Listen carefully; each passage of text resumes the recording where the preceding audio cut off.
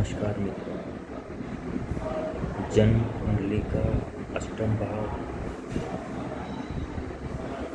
बहुत सारे तथ्यों को स्पष्ट करता है, अर्थात कई बातों को बताता है। उदाहरण के लिए,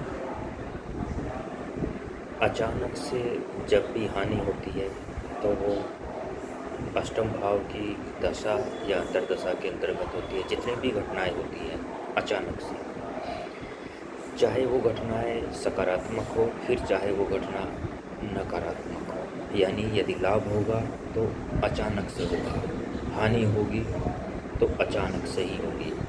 गड़ा हुआ धन इत्यादि जो मिलने की संभावना है वह भी अष्टम भाव से ही देखी जाती है। अष्टम भाव से यात्रा का संबंध भी है, चाहे वो विदेश यात्रा हो और चाहे विदेश यात्रा न हो। जो भी गुप्त विधियां हैं, जो भी गुप्त सूत्र हैं, वो भी अष्टम भाव से देखे जाते हैं। यानी जो भी गुप्त बातें होती हैं उसमें भी अष्टम भाव का विशेष महत्व है।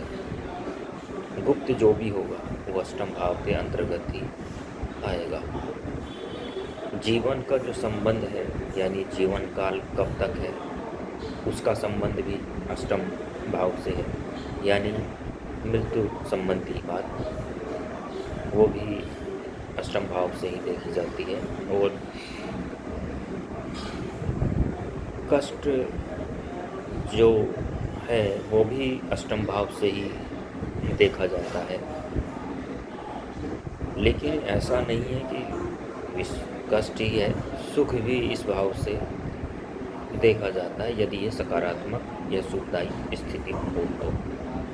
लेकिन जो भी होगा वो एक विशेष प्रकार से गुप्त और एक विशेष योग्यता लिए होगा। अष्टम भाव की यह बात है।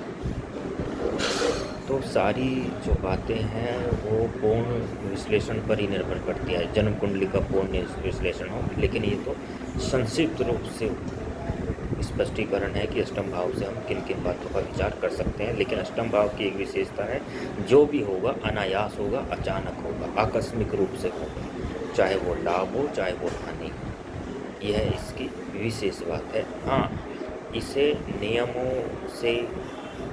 नियमों के अनुसार चलने पर इसे नियंत्रित किया जा सकता है। तो यह भी है, वो अलग है। पूर्ण कुंडली विश्लेषण के बाद ही उपाय इत्यादि देखे जाते हैं। नमस्कार, धन्यवाद।